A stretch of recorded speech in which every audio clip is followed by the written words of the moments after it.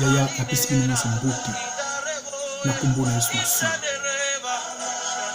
Yo ozwi opportunité ya kolanda nga à travers message oyo eza par hasard te tokutana mosusu na mokolo yango komona Nzambe ekumbama ye oasepeli biso tobenga mosusu bato baza na pema na bomoi na ntongo lelo mingi bakanaki bango na ntongo lelo bazwi opportunité oyo te me Nzambe asali biso grâce ya kokutana nzela mwana ba oyo yango na korendre kombo na ye gloire naye kokumisa kombo na ye naye kochange po taza malamu ya bongwanaka te Nzambe na bilimo na basakoli ya bongwanaka te Nzambe na Abraham na Isaac Jacob ya bongwanaka te Nzambe oyo atikaki te Misha Shadrach Abednego na la fournaise ardente ya bongwanaka te Nzambe oyo atikaki Daniel dans la fosse au lion ya bongwanaka te Nzambe oyo alanda Lazare kino na kunda aza Nzambe komona Emmanuel, komona Adonai, Yoshua, Amashia. C'est lui qui est le rejeté de David, le premier-né parmi les morts, Yahweh Tchikeknou. Aza Nzambe, Jehovah Rapha, Jehovah Nissi, El Lion, Adonai, Emmanuel. Ye Nzambe na bilimo na basako le bongo na kati. Nzambe na libabu cha ikolo, je te rends grâce ce matin, Yahweh, oh c'est que tu te mets sous mon colère. Je te rends grâce, Nzambe permettre na kutana ndeko mwasi pe mobali oza kolanda nga na moment oyo papa. Et on a recommandé moment oyo nyonso entre deux cette mais que ton esprit saint nous guide, que ton esprit saint nous enseigne à mieux comprendre toujours ta parole éternelle. Soit de début jusqu'à la fin de cette exhortation, dans le nom puissant de Jésus, je te rends grâce. Amen. Yaya, lelo nazaki na sujet moko na ngai ko partager na yo, ezali très important. La ligne na le bébé était na moi 10 minutes, na moi 15 minutes ya yo ko accorder nga Nzambe ko sase pour ko pambola. Donc je me connais dans Nzambe livre Bible na mo connais dans Nzambe na Luc chapitre 5 to ko na kotanga na premier verset qui nous na la 10e verset. Je lis la parole au nom du Seigneur Jésus. La Bible dit quoi? Comme Jésus s'est trouvé auprès du lac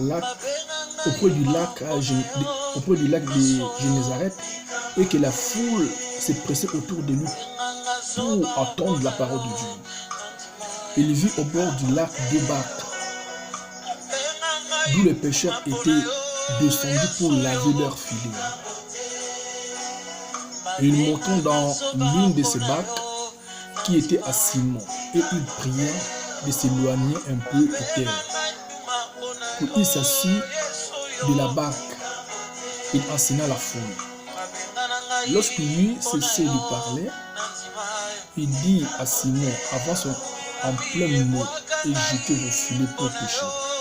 Simon lui répondit, Maître, nous avons travaillé toute la nuit sans rien prendre, mais sur ta parole, je jetterai les filets. L'ayant jeté, il prit une grande quantité de poissons et leur filet s'est rempli. Il fit signe à leurs compagnons qui étaient dans l'autre barque de venir les aider. Ils vinrent et ils remplirent les deux barques au point qu'elle enfonçait. Pourquoi qu'il a foncé? Quand il vit cela, Simon-Pierre tomba aux genoux de Jésus et dit, Seigneur, retire-toi de moi parce que je suis un homme péché. Car l'épouvante l'avait saisi lui et tous ceux qui étaient avec lui à cause de la pêche qu'ils avaient faite. Il en est de même de Jacques et de Jean, fils de Zébédée, les associés de Simon. Alors Jésus lui dit à Simon, ne crains point, désormais tu seras pécheur d'hommes. Ainsi dit l'Éternel. Yaya Nzambe apambola na kolanisa maloba oyo Nzambe toti kotanga toyebi nini te oyo kokoma kati na bongo na Simon et les autres. Mais beaucoup plus nazalaki intéressé na Simon oyo nayaki mpona koexhorte oyo na yango na sujet oyo. La Bible dit Jésus dans sa mission ya koteya sango malamu. Jésus na mission naye à côté à Malobanzam. Il s'est fait que à ce retour qu'il a auprès de lac ou à Génézareth. Par là, il avait vu 2 barques. Oh, propriétaire nango, bazaki intéressé, tout bazaki comment? Bazaki intéressé, tout bazaki occupé à la vie d'Abinyama là-bas parce que tellement de travail qui bouton de la sans rien prendre.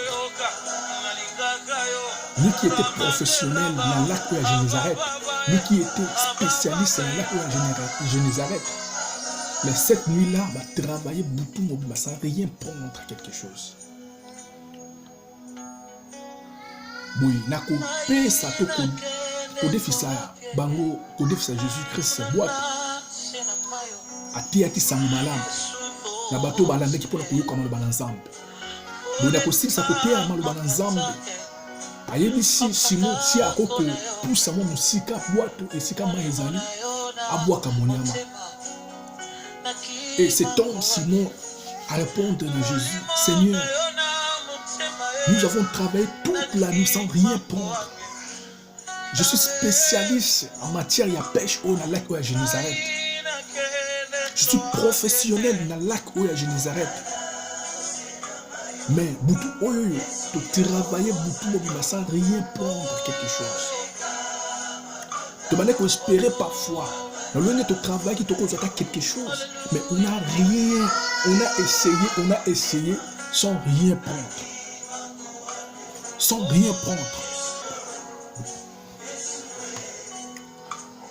Tu travailles beaucoup sans rien prendre. Dans un spécialiste en matière de pêche dans le lac ou à Génézareth. Mais beaucoup oyoyo, tu essayé à plusieurs fois sans rien prendre quelque chose. Mon frère, ma soeur, parfois c'est ton cas ou c'est ton histoire, toi qui me suis à travers ces messages. Tu as tout essayé dans ta vie. Au mec qui voyage na bandenge nyonso. Au luki ko bunda na lolenge nyonso, au luki. Parfois, mon sala a essayé à plusieurs fois. Mais rien ne marche dans ce monde. Tu as multiplié des efforts, mais rien ne marche dans ta vie. Bien-aimé dans le Seigneur, laisse-moi te dire aujourd'hui, Nzambe Otondimela, Azan Nzambe Malam, il nous aime beaucoup. Azan la façon où Asaka Bamakamunaye, il fait ce qu'il veut. Et puis dans le moment où il y a lingi, malgré nyonso oza ko traverser nango, naza ko exhorter yo ko regarder toujours foi na yo en Jésus. Lui qui n'abandonne aucun de ses fidèles. Je sais que tu as essayé dans ce monde. Je sais que tu as multiplié des efforts. Mais rien ne marche dans ta vie. Dans le niveau de Moussala, dans le niveau de commerce, dans le niveau de Liban, dans le niveau de voyage, rien ne marche dans ta vie. Mais mets toujours ta confiance à Jésus. Mets toujours ta confiance à Jésus. Ici, la Bible nous dit quoi? Simon ayoki lola kana nzambe. Ayoki maloba na nzambe. Ayoki mongongo na nzambe. Ayoki maloba na nzambe. Alobi Seigneur, maître, na maloba na yo na kokende kobwaka monyama. Par ta parole, na kokende kobwaka monyama. Mais ton travail qui boutou mobima sans rien prendre. Tu travail qui boutou mobima sans rien prendre. Mais na maloba na yo na kokende kobwaka monyama. Bien-aimé dans le Seigneur. Mais loko oza ko intéressé nga awawa, makomezo bana biso ke Simon ami bwaki na makona Yesu. Kotala miracle oyo amonaki pour la première fois. Kotala oyo ya monaki na pêche au basalaki. Alobina, yes, Seigneur, éloigne-toi de moi, car je suis un pécheur. Je ne savais pas toi que ozala bon djambe mobimba kati na yo. Je ne savais pas toi tu es carné, la divinité. Je ne savais pas toi tu as la capacité de faire exister ce qui n'existe pas. Nayeba kite kati na yo. Nyonso lobaka ikokisama. Yango, éloigne-toi de moi car je suis un pécheur. Bien-aimé dans le Seigneur. Et la parole de Dieu nous dit, Nzamba Yebisi et Jésus, que aujourd'hui Simon, ozala kaka molobi ya bambisité mais ya bato olandanga bien-aimé dans le Seigneur yo zuli bakwa kolandanga à travers message oyo na habité la domaine nini oyo multiplier to essayer kat la vie non rien ne marche parfois oza docteur parfois oza na ba domaine au tangi nango mais rien ne marche dans ta vie.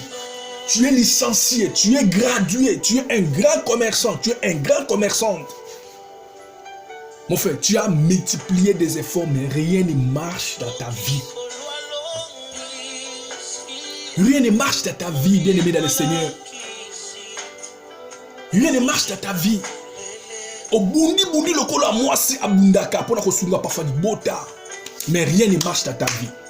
Le kola mobala telema le kola elombela libota ko luka ko bunda na libota oza na nzamba pesi, mais rien ne marche dans ta vie. Yaya oza ko se poser tant de questions.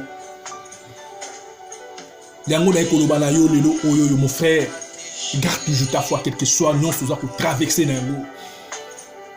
Nzamba za nzambe malamu aboya ka moko te. Yango kati na thème oyo yo na tiraki eloko moko c'est très important. Totika nzambe abuka biso. Totika nzambe a façonné biso. Yaya. Totika nzambe abuka biso pona salut na biso. Totika nzambe abuka biso pona bolamu na biso. Totika nzambe abuka biso pona vie na biso. Bien-aimé dans le Seigneur. Yo zulu bako kolandanga à travers message oyo. Nzamba za malamu pona biso. Nzamba za malamu pona bomo na biso yaya. Oyebelo ko liboso oyo nzambe asaki kat na bomo na Simon. Abuka kinanu oyo zaki ba confiance au Simon zaki na ba capacité professionnelle na ye. Abuka kinanu oyo zaki kat na Simon ya confiance au zaki na ngo ya capacité. Ya spécialité azalaki na ngo ya pêche. Yaya nzamba ko buka biso ba capacité na biso toza na ngo intellectuel, sociaux, financier. Nzamba ko buka biso yaya. Nzamba buka ki yo zaki confiance Simon azalaki nango. Alobaki ete butu oyo to travailler rien sans trouver. Mais je suis spécialiste, je suis professionnel.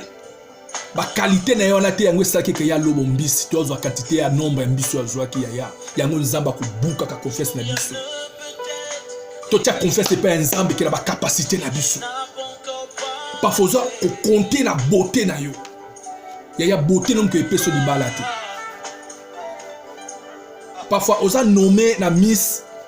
Yaya zaka organisation abatonde ba nommer yo osa la miss, mais si o tali pe na monde boy, tu n'es pas la plus belle. Tu n'es pas le mobali osa kitoko ko leka bibali nyos. Yaya ngom quelque personne di balate. C'est en Jésus nyos ozali na kati yaya. Ba papier na yo, ba graduat na yo, ba licence na yo, yango ko peso mosala te. Mon frère, parfois tu es couché dans l'hôpital, oza na mbongo ebele même toi ko sungwa zate. Malheureusement, mbongo no ke ko pesa lobi côté, mon frère, ma sœur, toi qui me suis. Yo mo koza ko landanga na moment oyo bien aimé dans le Seigneur. Nzamba ko buka, ba confiance, ba capacité na biso intellectuelle, financière. Yaya. Nzamba ko buka biso. Beaucoup aujourd'hui va se confier dans la capacité de bango intellectuelle et professionnelle. Mais pourquoi tu ne travailles pas? Beaucoup va se confier dans la fortune de papa na bango qui n'est pas Dieu. Beaucoup va se confier dans la beauté de bandeko. Yaya, tu seras déçu. Tu seras déçu, Yaya. Mingi va se confier dans Mibal. Mingi va se confier dans Basi. Mingi va se confier parfois dans Banoko, dans Banani. Dans la fortune, dans Bango. Yaya, Moutako lako lelo. Akoko kisate. Moutako lako lelo, lobi pa kufi. Mezaka nzambe. Ou alakaka. Pia veyaka. Na ba promesse na ye de 1000 générations à génération. Yaya, mets ta confiance à Jésus. Mets ta confiance à Jésus qui n'a pas capacité na biso. Mets ta confiance à Jésus qui n'a pas beauté na yo. Mets ta confiance à Jésus qui n'a pas papier, tu n'as pas diplôme na yo. Bien aimé dans le Seigneur, toi qui me suis. Yango nzamba ko buka ka biso. Nzamba ko buka kabiso bien aimé dans le Seigneur. Totika nzamba buka biso pour na bolamu na biso. Nyonso ko traverser nango. Garde toujours ta foi. Garde ta foi bien aimé dans le Seigneur. Nzamba ko buka biso. Yango o asaki kat na Pierre, Simon.